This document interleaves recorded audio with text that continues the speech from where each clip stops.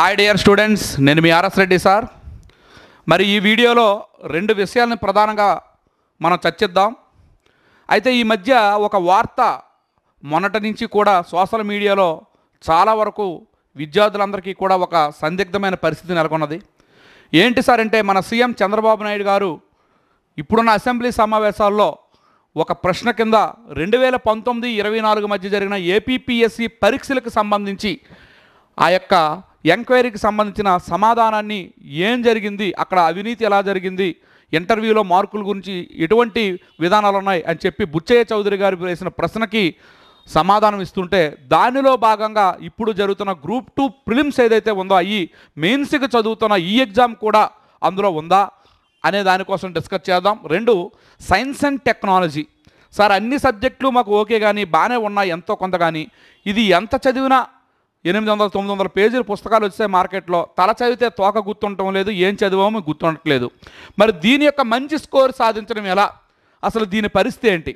So ఈ రెండు విషయాలను నేను ఈ వీడియోలో చెప్పదలుచుకున్నాను. ముందుగా మీరు ఎప్పుడు కూడా మీకు అవసరమైనది ఇదే కదా, మొదటిది మనం చదవడము, చదివి ఎగ్జామ్లో రాసిన దానికోసం ఎవరు చూడరు. కొంతమంది అయితే ఇది చూస్తారు, ఇది చూసిన తర్వాత కట్ చేసేస్తారు. నీకు అసలు విషయం అర్థం కాదు, ఇది అందరికీ సంబంధించింది, ఇది నీకు మాత్రమే సంబంధించింది. నచ్చితే చివరి వరకు చూడండి, లేకపోతే ఇది మాత్రమే తెలుసుకొని ఆగిపోండి. ఓకే, అయితే ఈ సమాధానానికి నేను ఒకటే చెప్తాను సార్. ఇది గ్రూప్ 1కి సంబంధించిన జరిగిన 2018 ఏదైతే గ్రూప్ 1 ఉందో ఆ యొక్క గ్రూప్ 1, అదేవిధంగా 2022లో జరిగిన గ్రూప్ 1లో హైయెస్ట్ మార్క్స్ ఇంటర్వ్యూలో 74 వరకు కూడా, 74.5 వరకు కూడా కొంతమంది అభ్యర్థులకు వేయడం జరిగింది. ఈ విషయాలు జరిగిపోయిన పరీక్షలకు సంబంధించినవి మాత్రమే, జరగబోయేవే కాదు.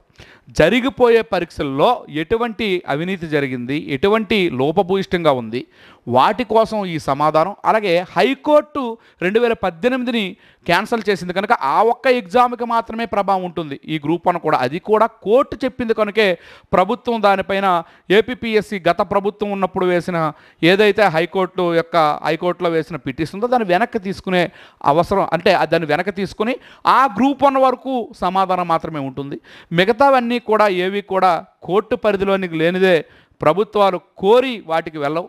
2022 గ్రూప్ 1కు కూడా సంబంధం లేదు, ఒక 2018 గ్రూప్ 1కు సంబంధించిందే. కాకపోతే అప్పుడు పరిస్థితి ఎలా ఉంది అని ముఖ్యమంత్రి సమాధానం మాత్రం చెప్తారు. మీరెవరో కూడా నిర్భయంగా ఇటువంటివన్నీ మైండ్లో పెట్టుకొని మరలా ఈ గ్రూప్ 1 కూడా ఆ గవర్నమెంట్ నోటిఫికేషన్ ఇచ్చిందంటే, మరి 2018లో టీడీపీ గవర్నమెంట్ ఇచ్చిన నోటిఫికేషన్లకి 2018లో జరిగిన ఎగ్జామ్స్కి అందరూ జాయిన్ అయిపోయారు కదా, అప్పుడేం లేవా? సో అవేం లేదండి. సో ఇది మాత్రం మీరు మైండ్లో పెట్టుకోకండి, దాన్ని పక్కన పెట్టేయండి. ఇది కేవలం 2018 గ్రూప్ 1కు సంబంధించి కోర్టు కొట్టివేసింది కనుక దానికి సంబంధించిన ప్రధానమైన విషయం. ఓకే, ఇంకోటి సైన్స్ అండ్ టెక్నాలజీ. మరి మీ అందరికీ తెలిసిందే, సైన్స్ అండ్ టెక్నాలజీకి మనం 470 పేజీలతో ఒక బుక్ని రిలీజ్ చేసాం.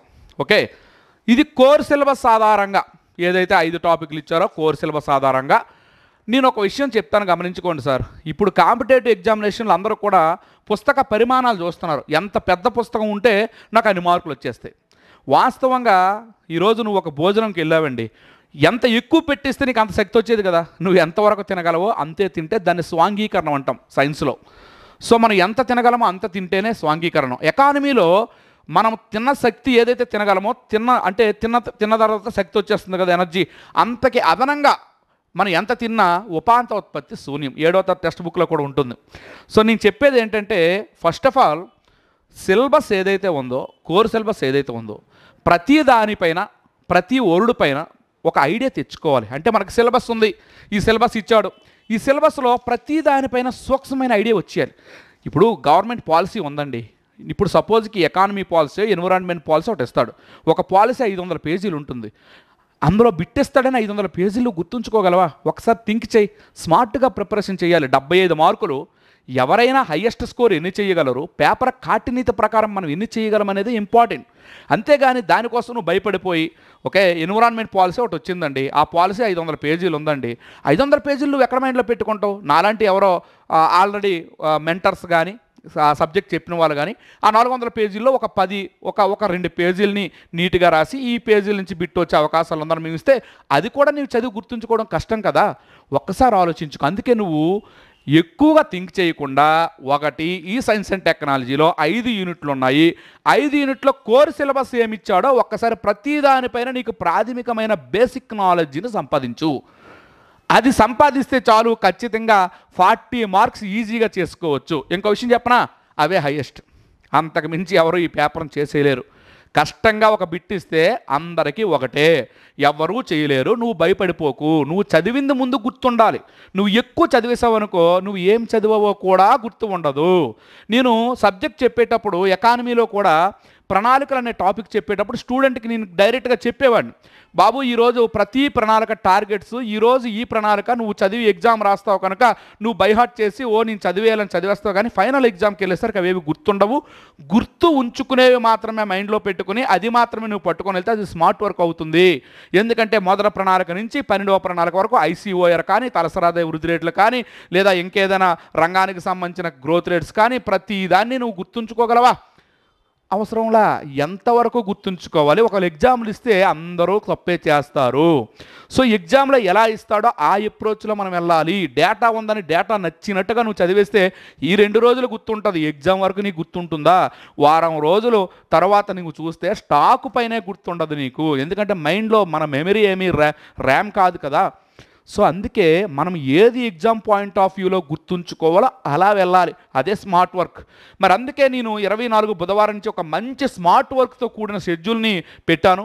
9491601342. మరి దీనికి మీరు వాట్సాప్ చేత షెడ్యూల్ పంపిస్తాను. బుధవారం నుంచి ఈ స్మార్ట్ ప్లాన్ కోర్సు స్టార్ట్ అవుతుంది. అద్భుతంగా ఎగ్జామ్ ఓరియంటేషన్లో, ఎగ్జామ్ పాయింట్ ఆఫ్ వ్యూలో మనం వెళ్దాం. ఎగ్జామ్ ఓరియంటేషన్ స్మార్ట్నెస్ ఉండాలండి. 800-900 పేజీల పుస్తకాలు 3 నువ్వు చదివేస్తావు. చదవడం ఎవరికి కావాలి?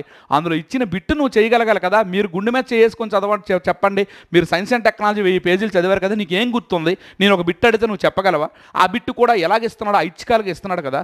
సో చాలా కష్టమండి. అందుకే సిలబస్ పైన, కోర్ పైన, సపోజ్కి శాస్త్ర సాంకేతిక విధానాలు అని ఒక టాపిక్ పెట్టాడు. సో 1958 పాలసీ నుంచి 2020 పాలసీ వరకు ఉన్న పాలసీలో మోస్ట్ ఇంపార్టెంట్ పాయింట్స్ అని నీ మైండ్లో పెట్టుకో చాలు. ఇంకా ఎక్కువగా సెర్చ్ చేసేద్దాం, ఇంకా ఏదో చదివేద్దాం అనుకుంటే ఉన్నదానికే ఎసర జరుగుతుంది. అంతకు మించి వద్దు. టెక్నాలజీ మిషన్స్ అన్నాడు. ఇంతవరకు ఉన్న ప్రతి మిషన్ దాని టార్గెట్స్, దాని అప్రోచ్ అంతే. నేషనల్ గ్రీన్ హైడ్రోజన్ మిషన్ వచ్చింది రీసెంట్లీగా. ఆ మిషన్ ఏంటి, ఆ మిషన్ అప్రోచ్ ఏంటి, ఇలా కొన్నే చూడాలి. మరి అంతరిక్ష రంగంలోకి వచ్చేసరికి మహానుభావులు పుస్తకాల్లో ర్యాకెట్, ఆ ర్యాకెట్ బరువు ఎంత, ఆ ర్యాకెట్ కింద మందం ఎంత, దాని వెడల్పు ఎంత, దాని ఎత్తు ఎంత, అవన్నీ ఇచ్చేసరికి వాస్తవంగా చెప్పాలంటే నీ బరువు కూడా నువ్వు మర్చిపోతావు. అవసరం లేదు. ఎగ్జామ్ పాయింట్ ఆఫ్ వ్యూలో సైన్స్ అండ్ టెక్నాలజీ కొత్తగా ఒక కోర్స్ కూడా నేను లాంచ్ చేస్తున్నాను. ఈ కోర్సులో జాయిన్ అయితే అవన్నీ ఫ్రీ. 3500 కోర్సులు అన్నీ free. Science and technology approach విధంగా వెళ్ళడం గ్రూప్ 1 అనాలిసిస్లో మేము చూసాం. ఆల్రెడీ 2019, 2020, 2019, 2022, మరి అదేవిధంగా మొన్న 2023 ఈ 3 గ్రూప్ 1 అప్రోచ్లు ఒక్కొక్కటి ఒకలా ఉంది. సో ఒక గ్రూప్ 1లో ఒక్కొక్క టైప్ ఆఫ్ క్వశ్చన్స్ ఇచ్చాడు, మొన్న గ్రూప్ 1లో ఒక టైప్ ఆఫ్ క్వశ్చన్స్ ఇచ్చాడు. వీటన్నిటిని బేస్ చేసుకుని మనం ముందుకు ఎలా వెళ్ళాలి ఇవన్నీ పక్కన పెడితే నీ మైండ్లో ఈ సైన్స్ అండ్ టెక్నాలజీ ఎంతవరకు స్టోర్ ఉంటుంది, ఎగ్జామ్లో ఉంటే ఎంత కరెక్ట్గా చేయగలవు.